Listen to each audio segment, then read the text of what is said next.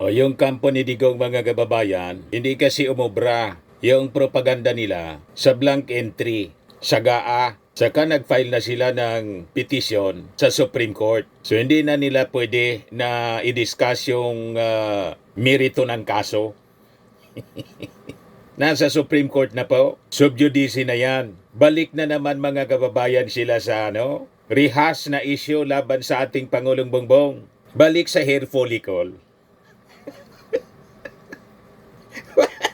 Ganon ka-desperate mga kababayan yung kampo ng mga Duterte para iupo si Sara Duterte. Para makabuelo yung masamang plano ng China sa atin. Nasabi nga ng ating Pangulong Bongbong, it is anya disturbing. Kaya sabi ko sa inyo, yan ang rason kung bakit walang tigil sa black propaganda po ang kampo ng mga Duterte. Ay, ito po. Balik sa sa hair follicle drug test.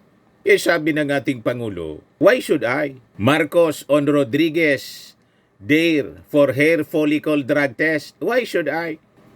Tsaka sabi ng ating Pangulo, if he believe niya in what he was saying, why did he work for me? Bakit niya siya nagtrabaho kung naniniwala siya na ako bangag?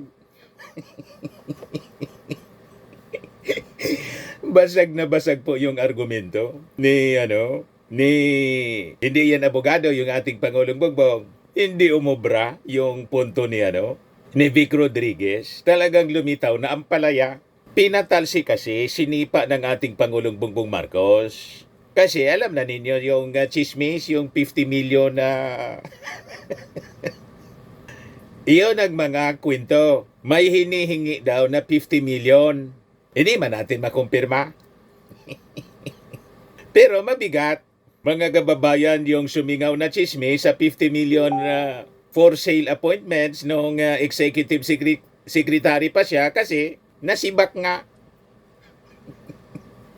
Di ba may kasabihan tayo, mga kababayan, walang oso kung walang apoy, mga kababayan. Kaya ang palaya, tumalon si Vic Rodriguez sa kampo ni Digong. Ginagamit siya.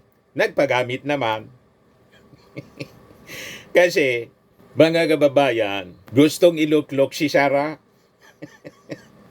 Yung petisyon mga kababayan sa Supreme Court, laban sa GAA, sabi ng ating Pangulong Bongbong Marcos, it is a destabilization move.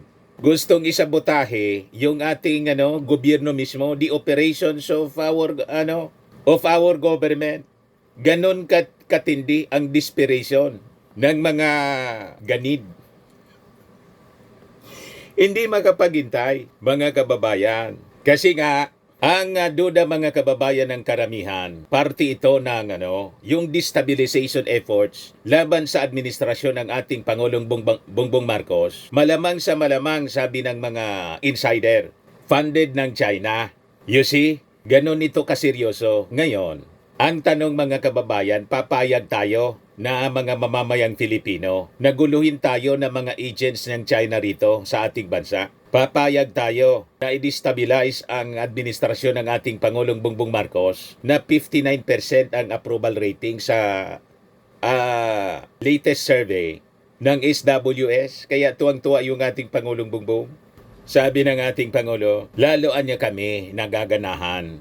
Ma-inspire nito. Hindi po tumatalab yung mga paninira nila. Pati itong tungkol sa blankong items daw sa ating national budget. Kaya balik sila sa hair follicle drug test. Yan sabi dito sa balita. President Ferdinand Marcos Jr. on Friday rejected former Executive Secretary Victor Rodriguez challenge for him to undergo a hair follicle drug test, saying it's irrelevant niya. Rodriguez based his call on the constitutional principle that public office is a public trust. Kaya sabi ng ating Pangulo, no. Why should I do that? What is a public trust, public office, or public? It has nothing to do with a hair follicle test. Please, wala namang connection yung sinasabi niya. Marcos said. Marcos responded in an ambush interview in Pasay City. Marcos also asked, he's always had the weakness every time. He was still working for me. Ngayon, yung tanong, mga kababayan ng ating Pangulo kay Rodriguez, kay Vic Rodriguez, if you believe niya in what you are saying, bakit kanya nagtrabaho sa akin? Yan ang sabi ng ating Pangulo. Kung naniniwala siya, si Vic Rodriguez noon na talagang bangag yung ating Pangulo, ba't ka pa nagtrabaho? Supalpal mga kababayan yung abogado. Yan, pakinggan natin yung ating Pangulong Bongbong. Rodriguez again called on you to undergo a hair follicle test, citing the constitutional principle that public office is a public trust. What do you say to this, Mr. President? No. No. Why should I do that? You don't see What you say, public trust, public office, public has nothing to do with the follicle test. There's no, wala namang connection ng sinasabi niya. He's always had that weakness every time when he was still working for me. If he believed in what he was saying, why did he work for me? Tama mga kababayan, kung naniniwala siya noon pa na bangag yung ating Pangulong Bongbong Marcos, unang-una, bakit siya nagtrabaho sa ating Pangulong Bongbong dahilan sa pera? Binabayaran siya bilang abogado, kaya nagtrabaho siya. Ayan, Marcos asked, he's always had that weakness every time he was still working for me. If you believe in what he was saying, why did he work for me? Yung sinasabi ng ating Pangulong weakness ni Vic Rodriguez, hindi na masyado pinaliwanag ng ating Pangulo. Baka weakness po sa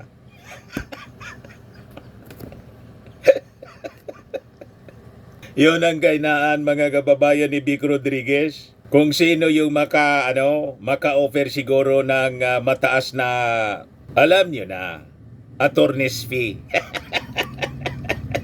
Unang-una mga kababayan, si Vic Rodriguez mismo ang nagsabi na yung ating Pangulong Bongbong Marcos cleared po matapos magsailalim sa drug test. Ha?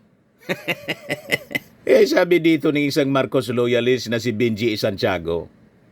Noon niya, pinagtanggol ni Atty. Vic Rodriguez ang result ng drug test pero ngayon, kanya nang kini-question. 2 beses po, PBBM had undergone 2 drug tests, November 10, 2021 at the PNP Crime Laboratory in November 21, 2021 at the St. Luke's Hospital, Global City with negative results. Yan mismo yung sabi ni Vic Rodriguez. So kinukontra niya yung sarili niya.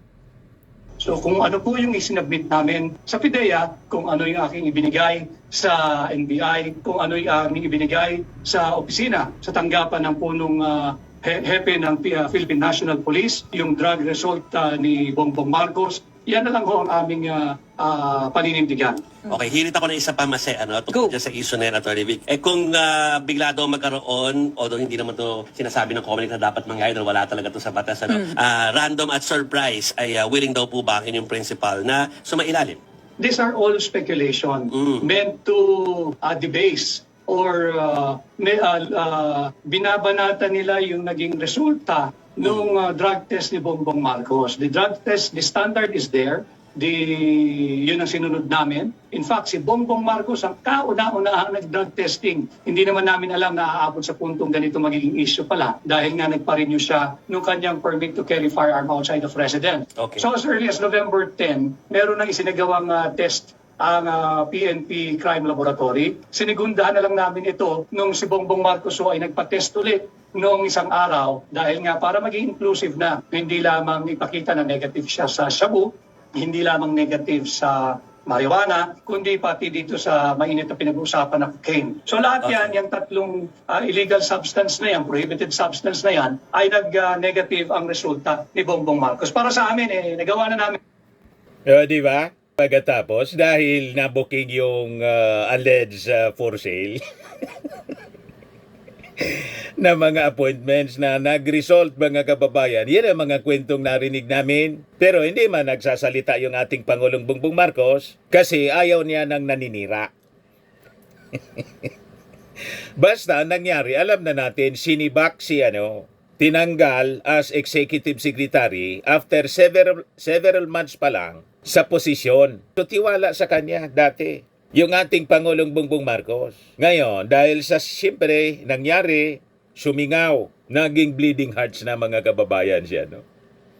Si Vic Rodriguez, biglang tumalon mga kababayan sa kampo ni Digong. Ito na ngayon, singing a different tune. Kinukontra niya yung sarili niya.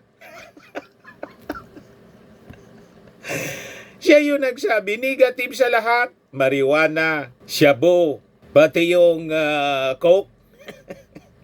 Na sinasabi, negative lahat, sabi niya mismo. Pagkatapos ngayon, oto-oto, na pag challenge ninyo, pag sinabi ninyo, susunod yung ating Pangulong Bongbong Marcos. Hindi man po uto-uto, matalino yung ating Pangulong Bongbong Marcos. At unang-una, si Digong noon, yung inyo pong pinaglilingkuran ngayon, challenge din ng drug test. Ayaw po ni Digong. You see, never po na nagsailalim. Mismo yung kanyang spokesman ang nagdepensa, si Harry Roque. Kaya zero credibility kayo. Ayan po. Pakinggan ninyo itong report ng PTV4 noon. Yan. Kaya magpapadrug test ang mga Dutertes. Hindi ko po alam kung anong dapat na response dyan dahil hindi ko na nga lang pinapansin o hindi na pinapansin ng palasyo. No? Pero ngayon po, hindi ko po alam kung anong sasabihin sa kanya other than ang presidente po ay halal ng bayan. Kung gusto pong magpa-drug test si presidente, gagawin niya. Pero hindi po para utusan siya ng kahit sino.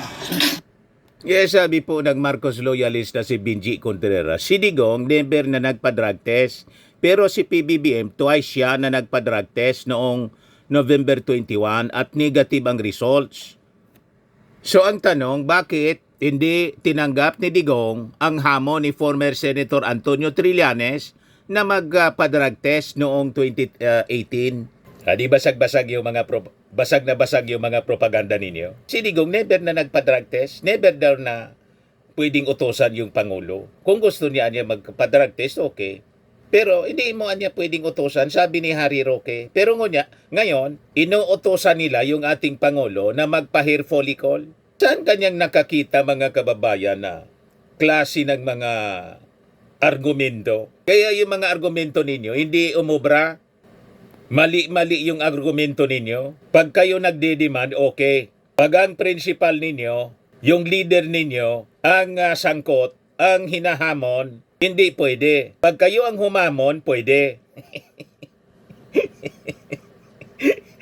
O, di ba? Kung hindi kayo mga ugok, anong tawag sa inyo? Mga abogado kayo, pero bakit ganyan kayo? Ganyan ang uri ng inyong mga argumento? Kontra-kontra? Kayo mismo ang sumisira sa inyong mga argumento? Wala sa logic? You see? Kaya sabi ng ating Pangulo, Rodriguez again called on you to undergo a hair follicle test, citing the constitutional principle that public office is a public trust. What do you say to this, Mr. President? No. No. Why should I do that?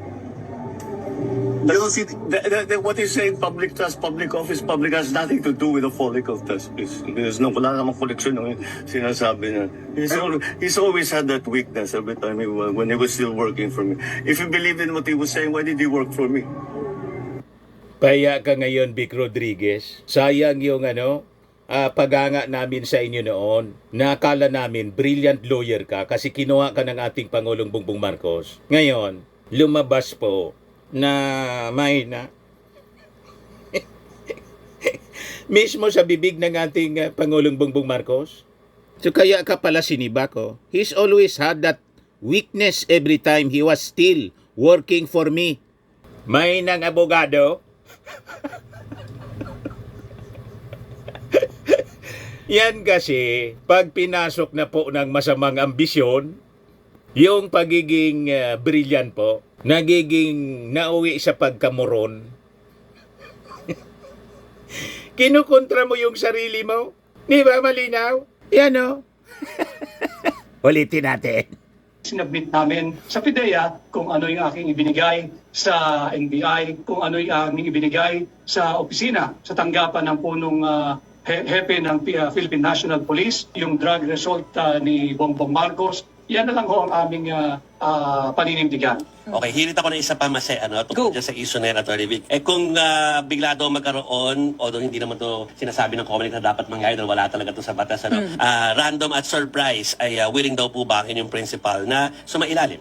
These are all speculation meant to debase or binabanata nila yung naging resulta nung drug test ni Bongbong Marcos. The drug test, the standard is there. Yun ang sinunod namin. In fact, si Bongbong Marcos ang kauna-unahang nag-drug testing. Hindi naman namin alam na aabot sa puntong ganito magiging issue pala dahil nga nagpa-renew siya nung kanyang permit to carry firearm outside of residence. Okay. So as early as November 10, meron nang isinagawang test ang PNP Crime Laboratory. Sinigundahan na lang namin ito nung si Bongbong Marcos ay nagpa-test ulit noong isang araw dahil nga para maging inclusive na hindi lamang ipakita na negative siya sa shabu, hindi lamang negative sa marijuana, kundi pati dito sa mainit na pinag-uusapan na cocaine. So lahat yan, yung tatlong illegal substance na yan, prohibited substance na yan, ay nag-negative ang resulta ni Bongbong. Malinaw na negative po sa shabu, sa marijuana, sa cocaine.